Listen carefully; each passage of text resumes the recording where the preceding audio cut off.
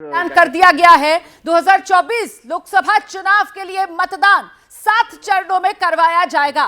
19 अप्रैल पहला चरण मतदान का और इसके बाद यह सिलसिला आगे बढ़ते हुए 26 अप्रैल, 7 मई, 13 मई, 20 मई, 25 मई, फिर 1 जून 7वां और अंतिम चरण वोटिंग का होगा और 4 जून वो तारीख जो नतीजों का दिन आपके लिए रहने वाला है।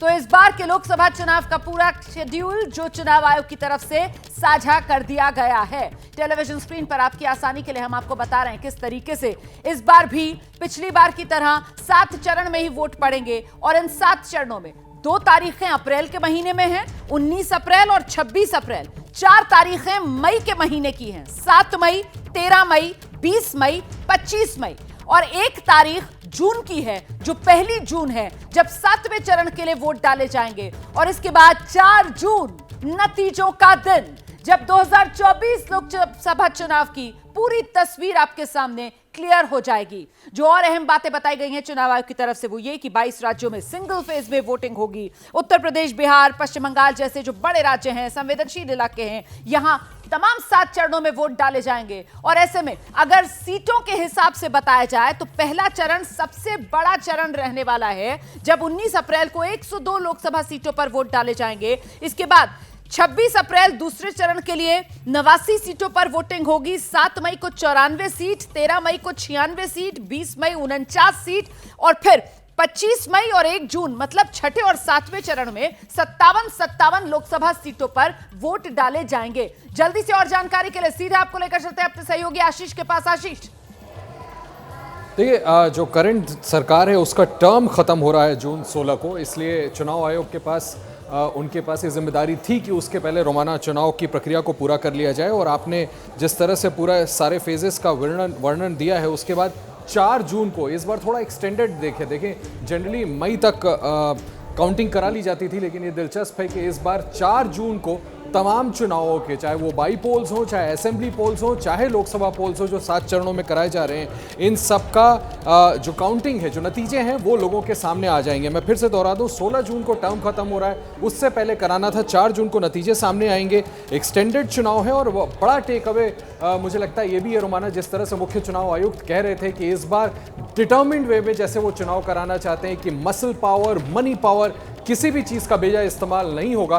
पैनी नज़र रखेगा चुनाव आयोग और ये इंश्योर करेगा कि चुनाव निष्पक्ष तरीके से हो, कोई उस पर सवाल ना खड़े कर सके, फ्री एंड फेयर इलेक्शंस हो। 7 चरणों में चुनाव होंगे, 4 तारीख को नतीजे सभी लोगों के सामने होंगे। बिल्कुल, वो जिस मसल पावर, मनी पावर की आप बात कर रहे थे तो 1 2 नहीं बल्कि 4 चुनौतियां जिनका जिक्र चुनाव आयोग की तरफ से किया गया और 4 M के तौर पर मसल, मनी, मिस इन्फॉर्मेशन और MCC का वायलेशन, ये वो 4 चुनौतियां हैं जिसको पार पाने के लिए इस बार चुनाव आयोग की तरफ से खास तैयारी की गई है। लेकिन इससे पहले उस पर आगे विस्तार से बात करें, सबसे पहले वो शेड्यूल, वो तारीखें जिनका आपको इंतजार था। तस्वीर साफ हो गई है चुनाव आयोग की तरफ से। 2024 लोकसभा चुनाव में 7 चरणों में ही वोटिंग होगी। 2019 लोकसभा चुनाव में भी आपको याद है ना, 7 चरण में ही वोट पड़े थे, तब 11 अप्रैल से सिलसिला शुरू हुआ था और इस बार 2024 लोकसभा चुनाव में 19 अप्रैल पहली तारीख है मतदान की। मतलब वो जो फर्स्ट फेज का वोटिंग होगी, फर्स्ट फेज के लिए उसकी शुरुआत 19 अप्रैल से होने जा रही है और इसके बाद अगली तारीख जो है वो 26 अप्रैल की रहेगी।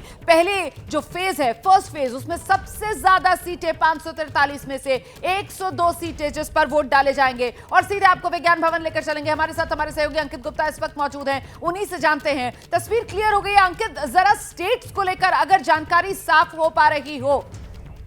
अच्छा, अंकित से अभी हमारा संपर्क नहीं हो पा रहा है। जी बिल्कुल बना। अच्छा, आवाज मिल रही है तो प्लीज बताइए अंकित गुप्ता, स्टेट्स को लेकर क्या क्लैरिटी मिल रही है? फर्स्ट फेज में कौन सी स्टेट, सेकंड फेज में कौन सी स्टेट, स्टेट वाइज जो आया है एक डिवीजन उभर कर, वो बता दीजिए।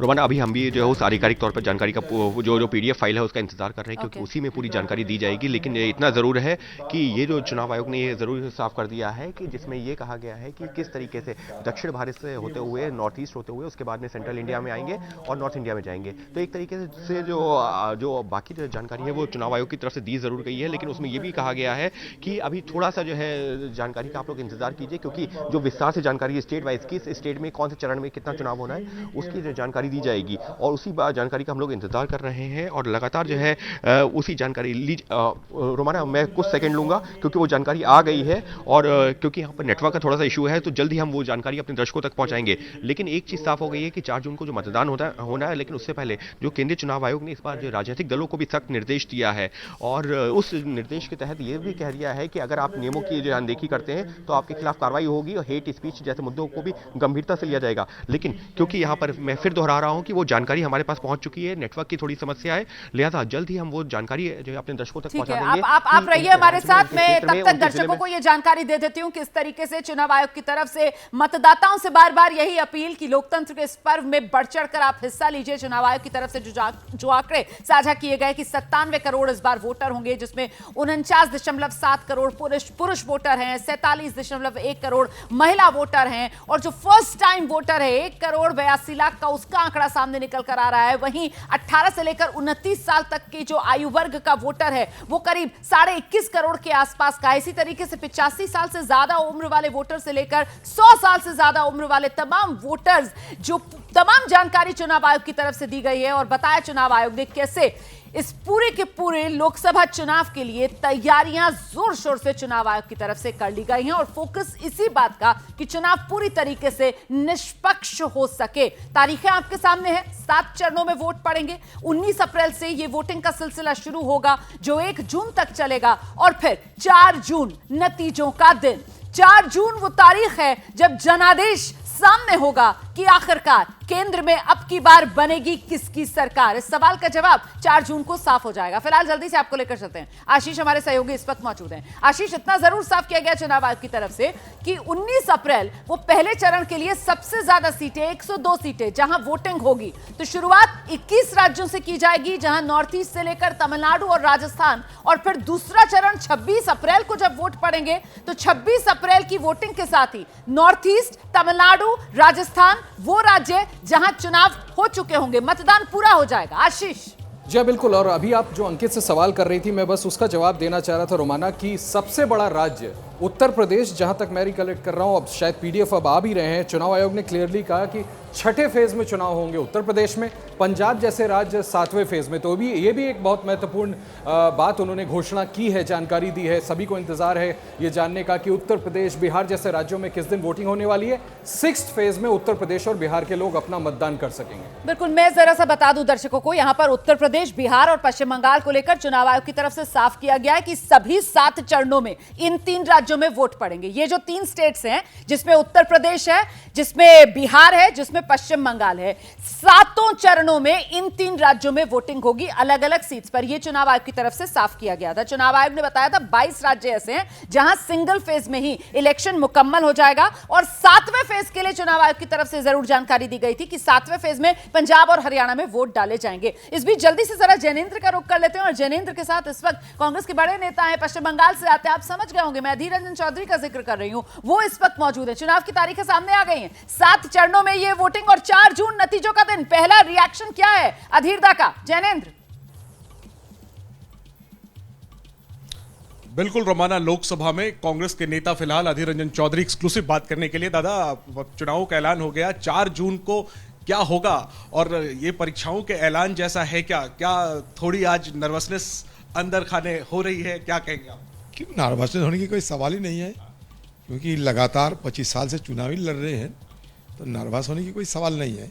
सुन रहे थे हमारे चीफ इलेक्शन कमिश्नर साहब की सारे बयान सुन रहे थे, उनके भाषण सुन रहे थे। चुनाव का शंखनाद तो उन्होंने ही कर दिए है, लंबी भाषण उन्होंने दिए हैं, काफ़ी सारे उसमें नसीहत है, काफ़ी सारे उसमें लोगों के लिए बड़े सलाह है। ऐसा सुनने में बड़ा अच्छा लग रहे थे। उन्होंने बेबाकी से स्वीकार भी की है कि चुनौती भी है, चुनौती भरी ये चुनाव है, और हम भी उम्मीद करते हैं कि हमारे देश की जो चुनाव आयोग, उनकी अगुवाई में देश भर में चुनाव में सही सलामत लोग अपने मतदान करें। और चुनाव आयोग के सामने तो चुनौती है दादा, कांग्रेस के सामने कितनी बड़ी चुनौती है ये चुनाव? हर पार्टी के सामने चुनौती है। चुनाव खुद एक चुनौती की मसला होते हैं, अंग होते हैं। आम लोगों की आशीर्वाद लेना, दुआ लेना और समर्थन लेते हुए चुनाव में हम सब हिस्सा लेते हैं। क्या वो एक फैक्टर लगता है आपको जिसकी वजह से कांग्रेस को लगता है आपको कि इस बार आशीर्वाद मिलेगा जनता का? सबसे बड़ा फैक्टर? सबसे बड़ा फैक्टर कांग्रेस पार्टी खुद है। आशीर्वाद तो हमारे पार्टी के आज से नहीं, आज़ादी के समय से मिलते हैं। इसका मतलब ये नहीं कि हर बार हम जीतते आते हैं, आशीर्वाद लेते ही हम चुनाव में भाग लेते हैं। जीत और ये हार ये आम लोगों की जो मतदान होते हैं उसके बाद जो के नतीजा लिए उतनी चुनौती न सिर्फ कांग्रेस बल्कि हर राजनीतिक दल के लिए आंक रहे हैं अधीर रंजन चौधरी। और इस सब के बीच अभी जो चुनाव की तारीखों के बाद तस्वीर उभरी है, देश के किस हिस्से में कब चुनाव, डिटेल्स के लिए सीधे डेटा सेंटर लेकर चलते हैं शिरीन के पास। शिरीन, बिल्कुल रोमाना, तो देखिए जिसका इंतजार किया जा रहा था, हम भी सुबह से इंतजार कर रहे थे कि आखिर कौन कौन सी वो तारीखें होंगी जब चुनाव होगा। तो देखिए 19 अप्रैल से शुरुआत हो जाएगी। ये पूरा इस वक्त डेटा हम अपने दर्शकों के सामने रख रहे हैं कि कब कब कौन सी वो तारीख है जब चुनाव होगा। तो 19 अप्रैल की वो तारीख जब पहला चरण होगा। 7 चरणों में टोटल चुनाव होने हैं। आप मेरे इस तरफ पूरा देख रहे हैं। 26 अप्रैल को वो दूसरा चरण जब चुनाव होंगे 89 लोकसभा सीटों के लिए।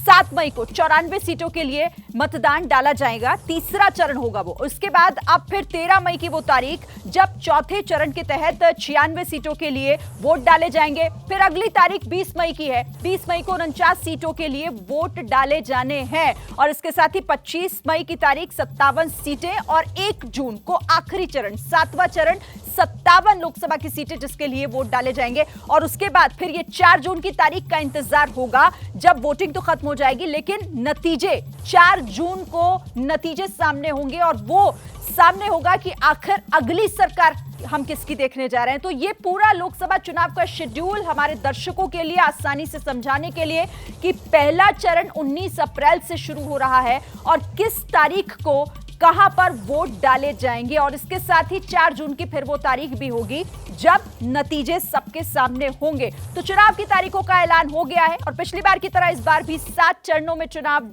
जो है वो होंगे, यानी कि आप वोट अपने मताधिकार का इस्तेमाल कर पाएंगे। और इलेक्शन कमीशन ने ये पूरी प्रेस कॉन्फ्रेंस कर इस पूरी बात की जानकारी दी है कि आखिर कब कब कहां किस जगह पर कौन से राज्य होंगे। पहले चरण में किस राज्यों की 102 लोकसभा सीटें होंगी 19 अप्रैल जब से शुरुआत हो रही है, यानी कि जो पहला चरण है। और उसके बाद फिर 26 अप्रैल की वो तारीख जब 89 लोकसभा सीटों के लिए मतदान होगा। तो ये वो तमाम तारीखें हैं 19 अप्रैल, 26 अप्रैल, फिर 7 मई, 13 मई, 20 मई, 25 और इसके साथ 1 जून की वो तारीख जब इन 7 तारीखों में आपके यहां जो आपका लोकसभा क्षेत्र होगा वहां मतदान होना है।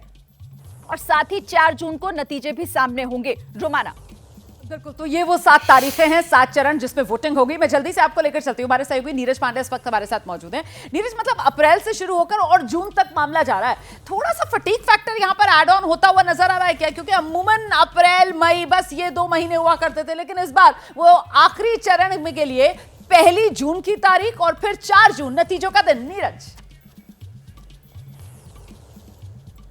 देखिए, अगर 2019 और 2024 के बारे में दोनों कंपेयर करें तो कम से कम 5 से 7 दिन पहले ही लेट हो चुका था अनाउंसमेंट में। तो निश्चित रूप में जैसे जैसे इधर डेट बढ़ी वैसे उधर भी आगे बढ़ना था। ये अगर पिछले उसमें देखें तो 19 मई तक चुनाव खत्म हो गया था, लेकिन इस बार ये मामला और देर जा रहा है। तो इससे साफ है कि ये दरअसल जो आज इलेक्शन कमिश्नर की अगर आपने बात सुनी हो तो उन्होंने 3-4 चीज़ों को बहुत तगड़े बोला।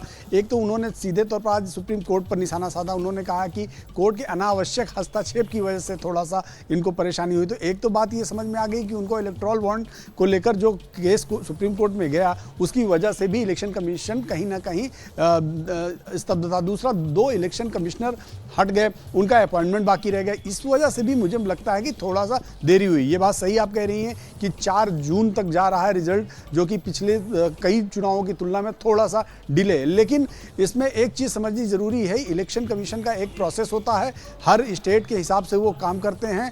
बीच बीच में गैप भी देना बहुत ज़रूरी है। जैसा उन्होंने बीच में 2-3 बातें बताई, जम्मू कश्मीर में त्यौहार की वजह से जो नॉमिनेशन वापसी की डेट थोड़ा सा इधर उधर की गई है। बिहार में त्यौहार की वजह से थोड़ा सा दो तारीखों में रखी गई है कि नॉमिनेशन 2 दिन बढ़ाया गया है। ये कुछ कारण हैं जिसकी वजह से ये चीज़ें डिले हुई हैं, लेकिन मुझे ऐसा लगता है कि बहुत ज़्यादा देरी नहीं हुई। आमतौर पर जो पॉलिटिकल पार्टीज पहले कहती रही हैं कि चुनाव जल्दी कराने की घोषणा कर सकती है सरकार, मिड इलेक्शन पहले कराने सकती है, तमाम चीज़ें जिस तरह के आरोप है, उससे इतर इलेक्शन कमीशन ने ना सिर्फ चुनाव बिल्कुल नियत समय में बल्कि 2-4-10 दिन लेट ही यादी की और आगे ही बढ़ाया है। तो इससे एक बात तो साफ है कि election commission free and fair election कराने के लिए प्रतिबद्ध है। और आज उन्होंने 2-3 बहुत इंपॉर्टेंट बात कही रोमाना, इस बात को समझना बहुत जरूरी है। आज उन्होंने पॉलिटिकल पार्टीज को आड़े हाथों लिया कि हेट स्पीच को लेकर जिस तरह से उन्होंने पॉलिटिकल पार्टीज पे कटाक्ष किया कि ये नहीं चलेगा, कार्रवाई होगी।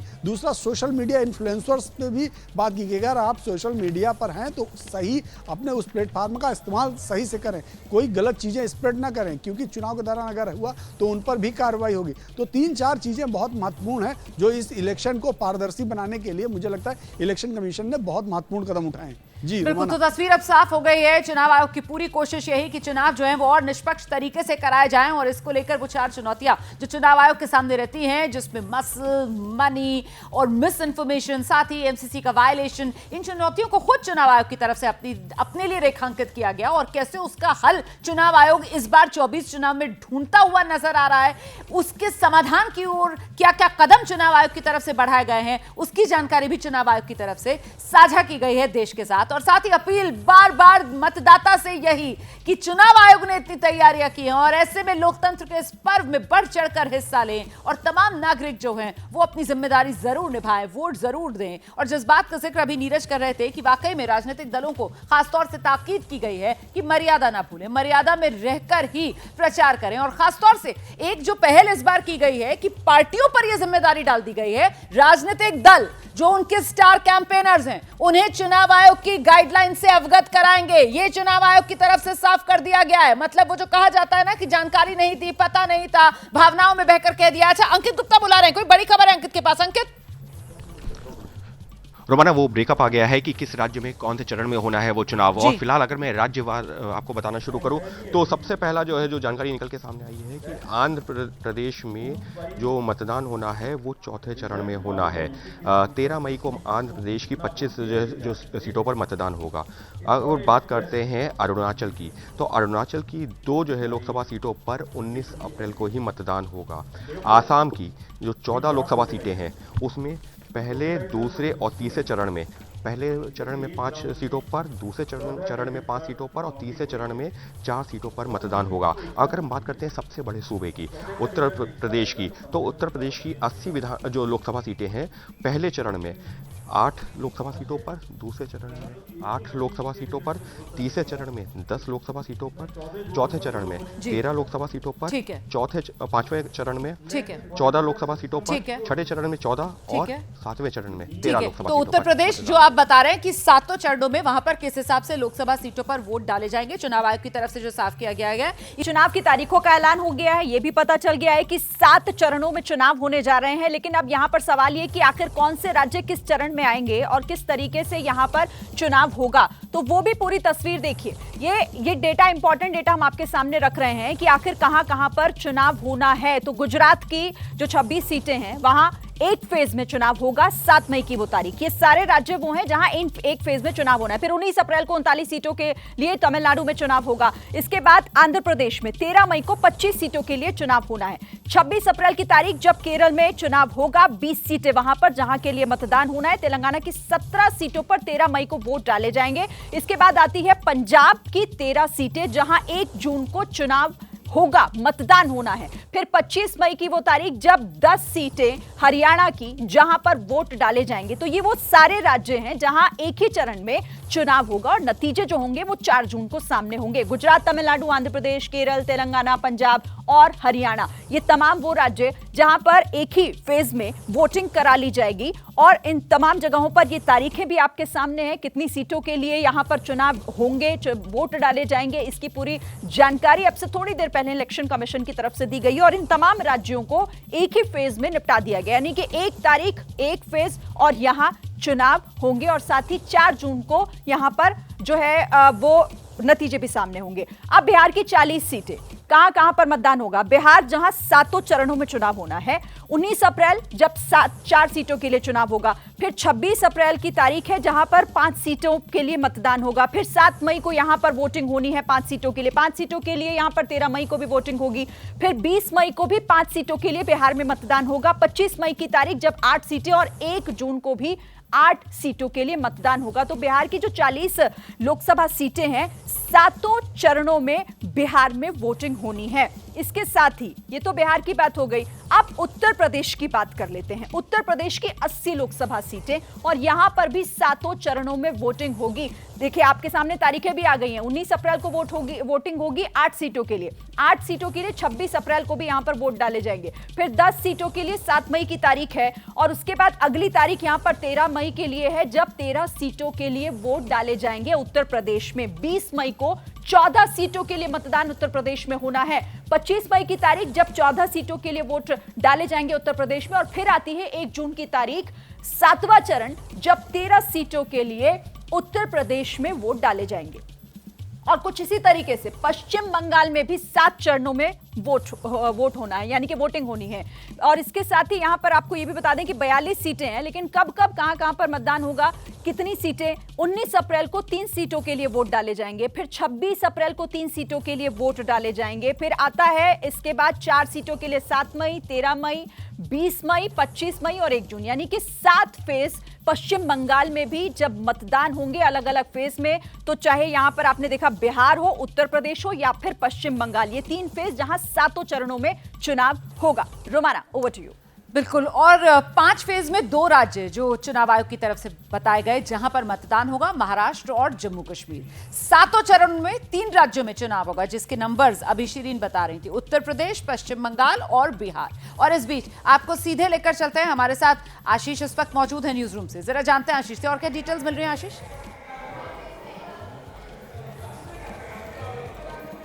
आवाज मिल रही है आशीष आपको मेरी? आशीष कुमार सिंह मुझे लगता है सुन नहीं पा रहे हैं मुझे। मैं नीरज पांडे का रुख करती हूं और जरा जानते हैं नीरज पांडे से कि चुनाव की तारीखों का अब तो ऐलान हो गया है और वैसे ही बीजेपी, एनडीए, कांग्रेस, इंडिया गठबंधन के मुकाबले आगे नजर आ रहा है। अब जबकि चुनाव की तारीखों का ऐलान, पार्टी की रणनीति में क्या तब्दीली, क्या बदलाव होने वाला है नीरज?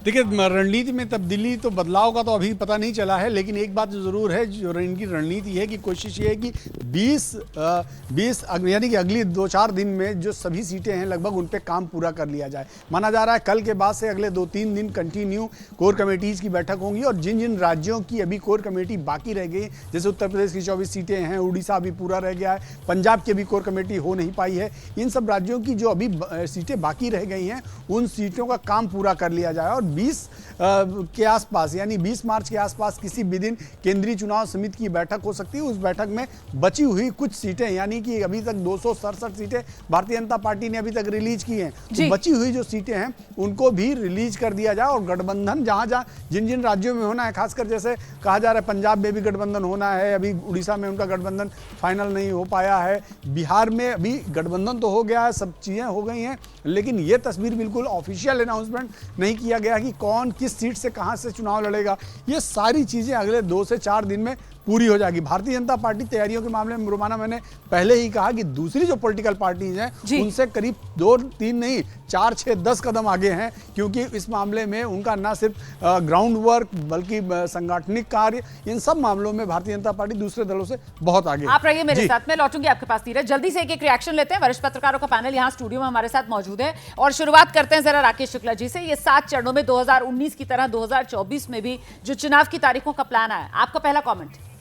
मुझे लगता है कि अति संवेदनशील मौसम, ये दोनों चीज़ों को देखते हुए चुनाव आयोग ने 7 चरणों में, पिछले चुनावों में भी उत्तर प्रदेश और पश्चिम बंगाल में हर चरण में चुनाव हुआ था, क्योंकि सुदूर पोलिंग बूथ है, वहां जाना, इस बार बिहार भी जुड़ गया है जी, मतदान दल को जाना, बिहार को भी जोड़ दिया गया है। तो इसका मूल कारण ये है कि सुरक्षा जो है प्राथमिकता रखी गई है चुनाव आयोग की तरफ से। ठीक है प्रेम सर। मुझे लगता है पिछली बार 38 दिन में चुनाव हुआ था, इस बार 74 दिन लग रहा है, ये बहुत ज्यादा है और चुनाव आयोग स्प्रेड आउट बहुत ज्यादा हो गया और गर्मी का लगता है कि चुनावी गर्मी से काट करने की सोच ली है। आप सोचिए ना 19 मई के बाद 1 जून जो भीषण गर्मी होगी, उस समय तो वोटिंग परसेंटेज कम हो जाएंगे, ये हमें सबसे ज्यादा आशंका लगती है। इतना लंबा चुनाव, मुझे इस हिसाब से डर लगता है कि वोटिंग परसेंटेज ना कम हो जाए। एक चीज और बोलना चाहता हूं कि जो 7 फेज वाली बात है, मुझे लगता है जहां बीजेपी को थोड़ा टाइट लगता है ना, वहां पर 7 चरण में करा। देखिए बिहार भी जोड़ लिया, ये ऐसी विवादास्पद बात है ना कि इस पर फिर प्रतिक्रिया लेना जरूरी हो जाता है। मैं उस पर नहीं जाना चाहती हूं। अभी ये जो तारीखें सामने निकल कर आई हैं, अभी इसी पर रहते हैं। सेठिया सर, देखिए पिछली बार 73 दिन टोटल लगे थे जिस दिन घोषणा हुई उससे लेकर के अब लास्ट चुनाव तक, और आज हम कैलकुलेट करते हैं तो 74 दिन है, 1 दिन का अंतर है, 1 दिन ज़्यादा है। लेकिन वोटिंग का टाइम पहले 38 दिन था, इस बार 43 दिन हो गया है, तो वो बढ़ गया है 5 दिन। उसका बढ़ने का कारण कोई समझ नहीं आता है, क्योंकि पिछले बार अगर 10 मार्च को घोषणा हुई थी, आज अगर 15 मार्च को हो रही है या 16 मार्च को हो रही है, तो ऐसा माना जाता था कि इस बार ड्यूरेशन कम किया जाएगा। ड्यूरेशन कम करने के बजाय ड्यूरेशन बढ़ा दिया गया है करीब करीब 1 हफ्ते का। वो ड्यूरेशन कम करना चाहिए था। दूसरा और तीसरा जो चरण है ना, मतलब दूसरे चरण में 26 अप्रैल और तीसरे चरण में वो सीधे 7 मई, ये जो एक गैप है ना, वो यहाँ पर पूरा का पूरा ये वक्त बढ़ाता हुआ नजर आ रहा है। ये इस गैप का कोई कारण हमको समझ नहीं आता है कि इतना गैप क्यों, बल्कि रिड्यूस करना चाहिए। इससे क्या आचार संहिता बहुत लंबी हो जाती है, कॉम्पैक्ट करना चाहिए था। मैं खुद इस बात का जिक्र कर रही थी कि ऐसा लगता है इससे कहीं ना कहीं उदासीनता ना मतदाता में आ जाए, जिसको लेकर बार बार चुनाव आयोग की तरफ से कहा जाता रहा है कि बढ़ चढ़कर आप चुनाव में हिस्सा लीजिए। और इस बीच उत्तर प्रदेश की वो 10 लोकसभा सीटें जिनको आप वीवीआईपी लोकसभा सीट कह सकते हैं, वहां पर जो तस्वीर उभर रही है, आइए जरा वो बता देते हैं। तस्वीर तारीख की तस्वीर, मतलब कब वोटिंग होगी उत्तर प्रदेश की इन वीवीआईपी सीट्स पर। आपके सामने वो डेट्स आ गई हैं। सहारनपुर आप देख रहे हैं 19 अप्रैल, मतलब वही जो अभी तक का पैटर्न रहा है ना कि पश्चिमी उत्तर प्रदेश में ही चुनाव की शुरुआत उत्तर प्रदेश से होती है। तो चाहे सहारनपुर हो, बिजनौर हो, रामपुर हो, कैराना हो, ये वो तमाम वो सीटें हैं पश्चिमी उत्तर प्रदेश वाली हैं जहां फर्स्ट फेज में वोट डाले जाएंगे। इसके अलावा नगीना में, पीलीभीत में, यहां पर भी 19 अप्रैल को वोटिंग है। मुजफ्फरनगर में, मुरादाबाद में भी 19 अप्रैल को वोटिंग है। और बाकी मेरठ और अमरोहा आप देख रहे हैं, ये सीटें सेकंड फेज में चली गई हैं। 26 अप्रैल को यहां पर वोट डाले जाएंगे। तो ये पश्चिमी उत्तर प्रदेश के बड़े शहर हैं, उनके बारे में हम आपको बता रहे हैं जहां पर वोट डाले जाएंगे। पश्चिमी उत्तर प्रदेश के 10 बड़े शहर, और पश्चिमी उत्तर प्रदेश में वैसे ही जैसे अभी तक उत्तर प्रदेश में होता आया है कि जब चुनाव की शुरुआत होती है, मतदान की शुरुआत होती है, तो पश्चिमी उत्तर प्रदेश की ही सीटों पर पहले मतदान कराया जाता है। बिल्कुल उसी ट्रेंड को फॉलो करते हुए इस बार भी पश्चिमी उत्तर प्रदेश, सहारनपुर से ये वोटिंग का सिलसिला शुरू होगा। सहारनपुर, बिजनौर, रामपुर, कैराना, नगीना, पीलीभीत, मुजफ्फरनगर, मुरादाबाद, यहां पर 19 अप्रैल पहले चरण में वोटिंग, और अमरोहा और मेरठ ये सेकंड फेज में चला गया है वोटिंग के लिए। जल्दी से मुकेश केजरीवाल जी का रुख करते हैं, उनसे जानते हैं ये 7 चरणों में जो वोटिंग की तस्वीर उभरी है, आपका रिएक्शन। जी, मैं फटाफट से यही कहना चाहूंगा कि कुछ राज्यों में वाकई लगता है बिहार में 7 चरणों का कोई बहुत तर्क समझ में नहीं आता है, क्योंकि आज के समय में वहाँ पे कोई ऐसा इनएक्सेसिबल एरिया नहीं है। आप खुद ही बता रहे हैं नक्सलवाद खत्म हो चुका है, तो 7 चरणों में कोई बहुत तर्क समझ में नहीं आता। दूसरी बात जो मैं कहना चाह रहा हूँ, चुनाव आयोग के लिए अपने आप में एक बड़ी चुनौती इसलिए है क्योंकि एकमात्र चुनाव आयुक्त हैं जिनको अनुभव है। 2 लोग तो अभी अभी आए हैं। वजह जो भी हो, एक चुनाव आयुक्त ने पता नहीं किस वजह से तुरंत रिजाइन कर दिया है।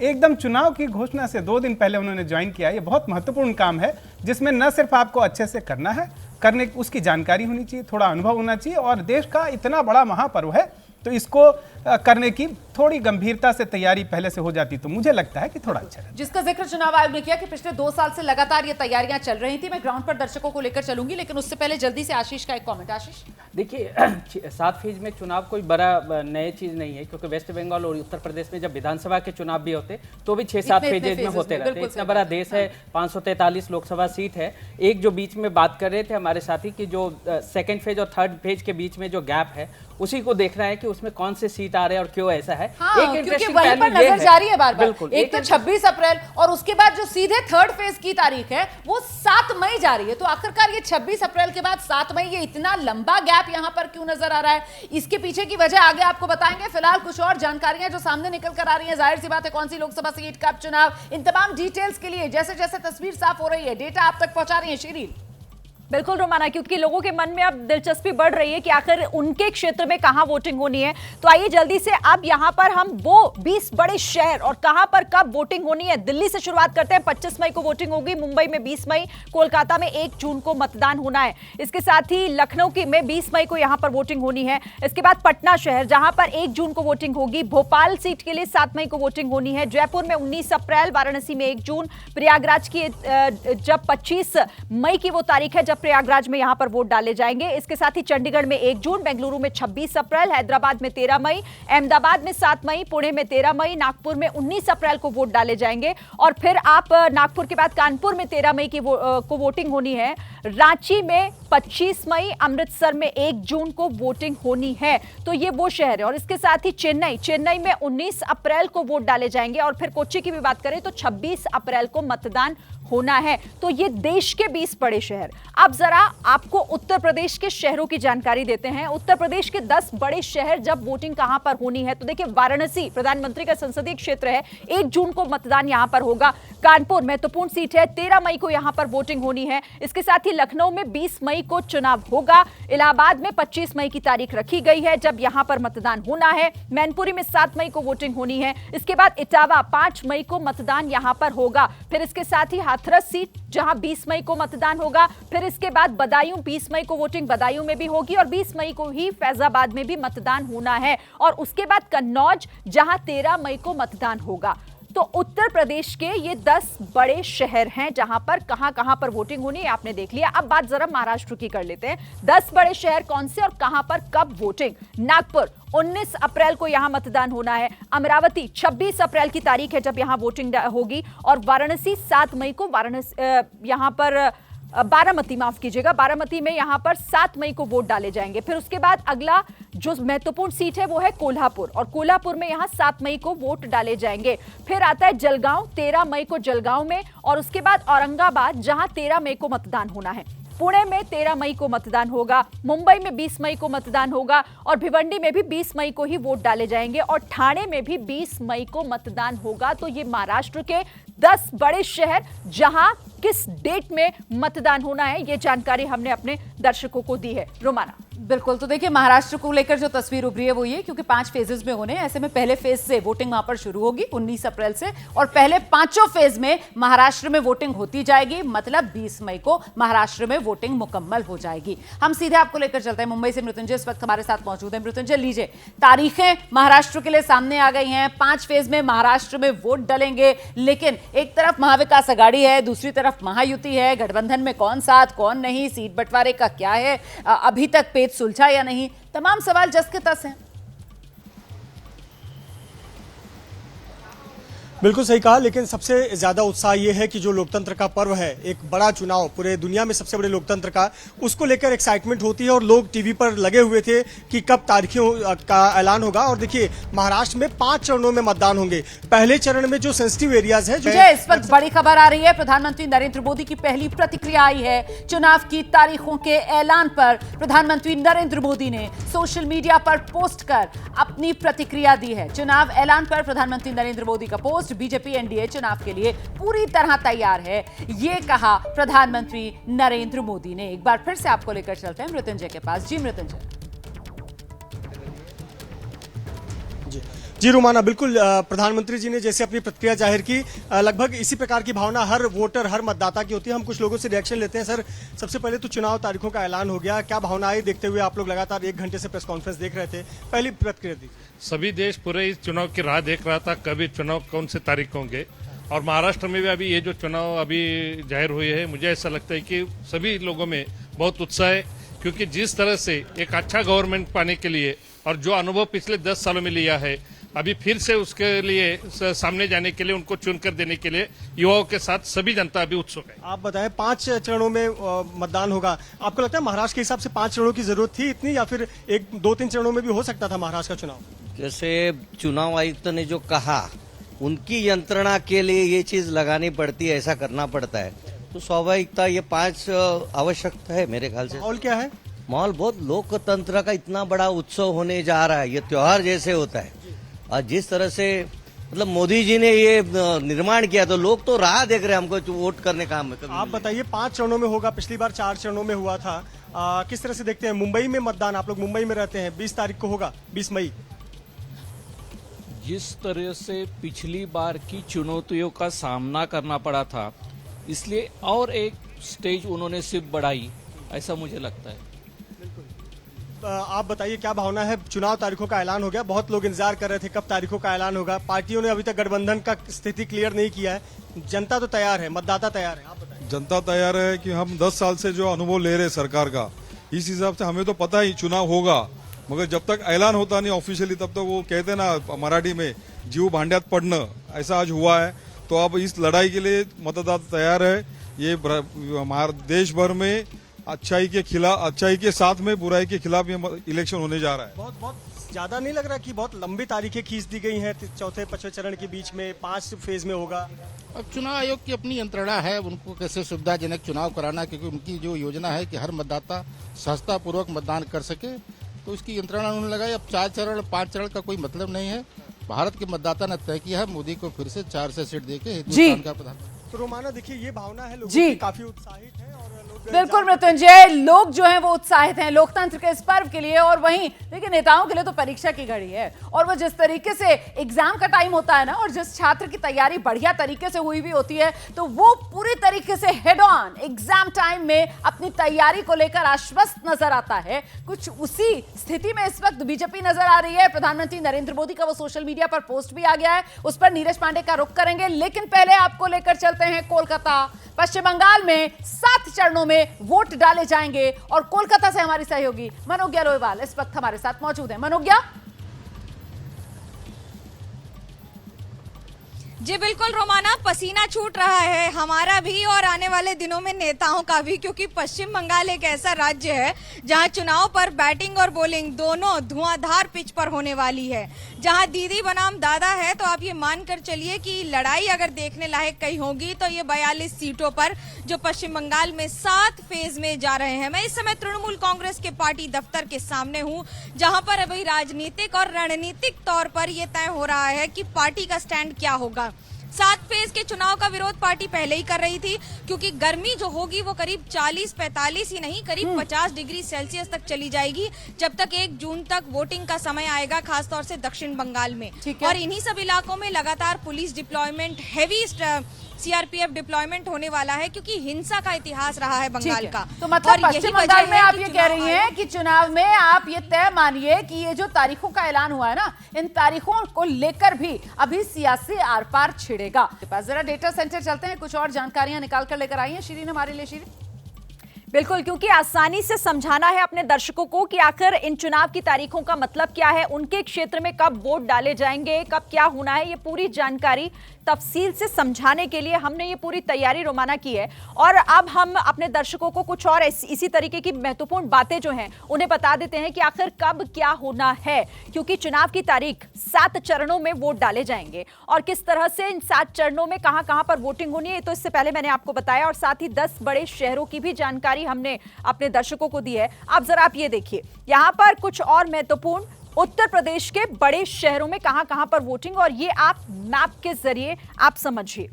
यहाँ पर इस मैप के जरिए आप उन शहरों में, लखनऊ में 20 मई को वोट डाले जाने हैं। इसके साथ ही वाराणसी में 1 जून की तारीख है जब वाराणसी में वोट डाले जाएंगे। फिर आती है प्रयागराज की बात, जब 25 मई को प्रयागराज में वोटिंग होनी है।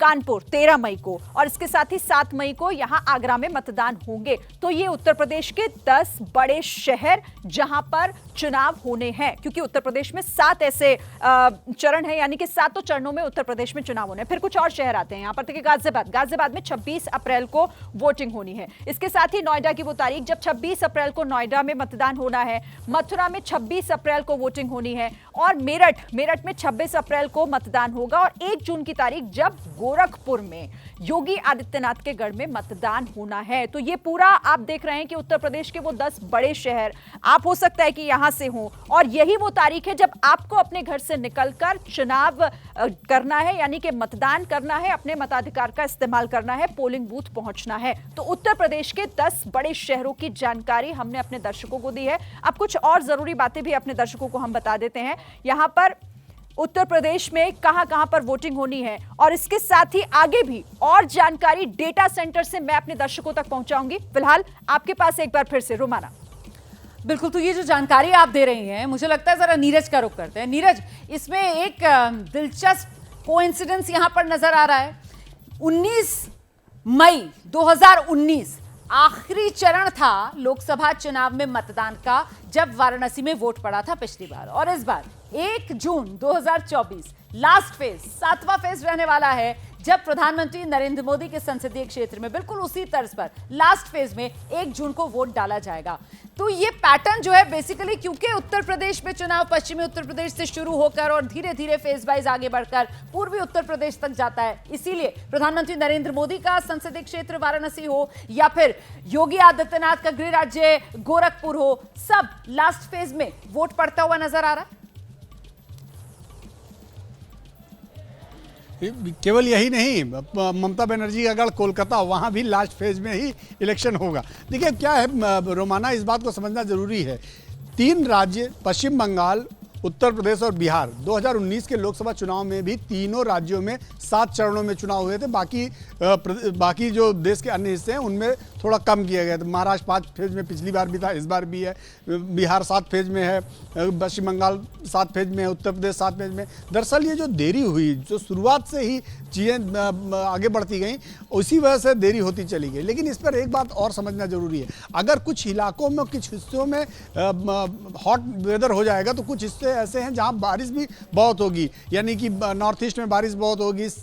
आप समझिए केरल में मानसून जल्दी आ जाता है, तो ये सब भी बहुत बड़े कारण हैं। दूसरा एक बात यहाँ पे समझनी बहुत ज़रूरी है कि सरकार को या इलेक्शन कमीशन को कोई जल्दबाजी नहीं दी। इलेक्शन कमीशन जब भी कोई प्लानिंग करता है तो बहुत प्लान वे में, मतलब चीज़ें गड़बड़ ना होने पाए, चीज़ों का आधार अच्छा रहे। और इलेक्शन कमीशन ने पहले भी ये बात कह दी कि कहीं ना कहीं जो उनका जो देरी हुई उसके पीछे कई टेक्निकल रीजन क्या हो सकते हैं। टेक्निकल रीजन 2-3 चीज़ें उन्होंने बताई। एक तो सुप्रीम कोर्ट के बारे में उन्होंने, कोर्ट के बारे में का जिक्र किया। दूसरा जो उन्होंने जिक्र किया कि कई और प्रक्रियाएं पूरी होनी थी, वो उनके बारे में जिक्र किया।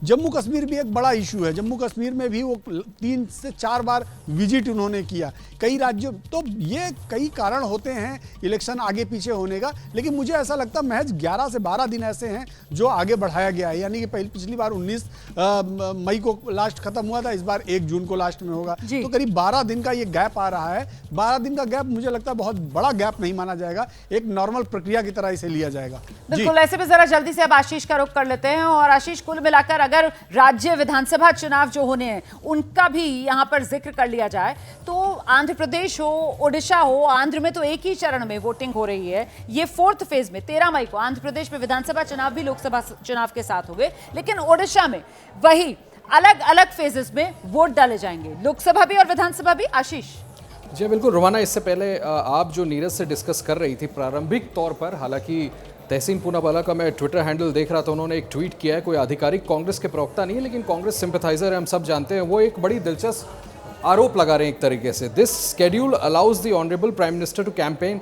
Extensively in Maharashtra. जो अभी आप चर्चा कर रही थी कि 5 चरणों में महाराष्ट्र में चुनाव क्यों, इसके पीछे क्या वजह। हालांकि नीरज ने साफ किया पिछली बार भी 5 चरण में शायद महाराष्ट्र में चुनाव कराए गए थे। तो ये एक बड़ा आरोप ऑपोजिशन की तरफ से लगाया जा रहा है कि कहीं ना कहीं इस बात का ध्यान रखा गया है कि जहां पर ज़्यादा चरणों में, चाहे वो महाराष्ट्र हो, चाहे उत्तर प्रदेश हो, चाहे बिहार हो, चाहे बंगाल हो। मैं आपको जरा सा रोकूंगी आशीष, इस वक्त शिवराज सिंह चौहान की प्रतिक्रिया आ रही है। एबीपी न्यूज संवाददाता से वो बात कर रहे हैं, सुनते हैं। शिवराज सिंह चौहान जिन्होंने खास बातचीत की एबीपी न्यूज से। कैमरामैन होमे देशमुख के साथ हम सुनाते हैं आपको, अभी दोबारा सुनाएंगे आपको। शिवराज सिंह चौहान ने खास बातचीत की है एबीपी न्यूज से। शिवराज सिंह चौहान तारीखों का जो ऐलान हुआ है उसको लेकर क्या कह रहे हैं। आप जानते हैं मध्य प्रदेश में बीजेपी जो है वो खुद को खासी मजबूत स्थिति में पा रही है। अभी हाल ही में मध्य प्रदेश में जो विधानसभा चुनाव मुकम्मल हुए थे उसमें बीजेपी को जबरदस्त जीत मिली, जिसके बाद अब लोकसभा चुनाव के लिए बीजेपी का जो जोश है वो खासा हाई है। और शिवराज सिंह चौहान को इस बार लोकसभा चुनाव में पार्टी ने विदिशा से उम्मीदवार भी बनाया है। तो खास बातचीत जो शिवराज सिंह चौहान ने एबीपी न्यूज से की है, आइए वो आपको सुनाएं। लेकिन उससे पहले जरा जल्दी जल्दी एक रिएक्शन और लेते हैं। यहां पर स्टूडियो में रुक करेंगे खास मेहमान जो हमारे साथ मौजूद हैं, और वो जो एक सवाल उठा दिया गया है तहसीन पूनावाला की तरफ से, खुद तहसीन पूनावाला आते हैं महाराष्ट्र से ही, और ऐसे में महाराष्ट्र में 5 फेज में चुनाव तो पिछली बार भी हुआ था, और दूसरा सबसे बड़ा सूबा है, 48 लोकसभा की सीटें आती हैं। फिर ये सवाल किस रूप में देखा जाएगा? पिछली बार 4 चरणों में हुआ था महाराष्ट्र में। अच्छा। और किन्हीं कारणों से हो सकता है कि चुनाव आयोग सारी चीजों को देख के ही निर्णय करता है जी। वो कोई राजनीतिक स्थितियों को देख के नहीं करता, बल्कि भौगोलिक स्थितियां और मौसम, इन सारी चीजों को देख के। तो इसीलिए माना जाएगा ना कि डिफेंसिव विपक्ष अभी से हो गया है, चुनाव की तारीखों के ऐलान के समय से ही कह रहा है कि साहब प्रधानमंत्री नरेंद्र मोदी प्रचार कर सकें, इस वजह से इस तरीके की डेट्स है। मतलब विपक्ष मान रहा है कि पीएम जाएंगे प्रचार करने के लिए, और नतीजा ये कि बीजेपी की जीत और विपक्ष की हार। प्रेम सर, इसको तो ऐसे देखते कि सत्ता पक्ष हमेशा कहता कि नहीं ये चुनाव डेट सही है, इसलिए उसकी सूट करने के हिसाब से बनता है, ऐसे भी तो देख सकते हैं। तो सत्ता पक्ष समर्थन करता है तो विपक्ष उसकी खामियां निकालता है कि इसका ये मोटिव हो सकता है। तो इस हिसाब से, लेकिन एक बात है, देखिए ऐसे समय में जब एक देश एक चुनाव की बात की जा रही है और हम इतना लंबा 2.5 महीने का चुनाव सर, मैं जरा सा समाजवादी पार्टी की तरफ और सभी लोगों से कहूँगी कि बहुत सोच समझ के इस बार चुनाव अपना वोट डालें, क्योंकि यह चुनाव जो है यह उत्तर प्रदेश की दिशा बदलने का काम करने वाला है।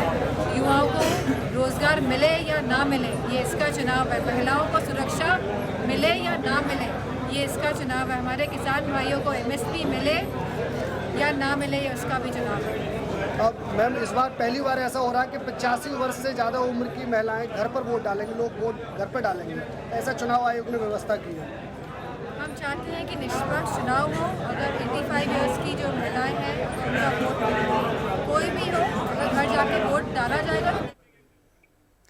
तो आप डिंपल यादव को सुन रहे थे अपील करते हुए मतदाताओं से कि सोच समझकर इस बार के चुनाव में वोट डालें। आइए एक बार फिर से रुक कर लेते हैं, जो वरिष्ठ पत्रकारों का पैनल हमारे साथ मौजूद है। अपनी बात पूरी कीजिए सर।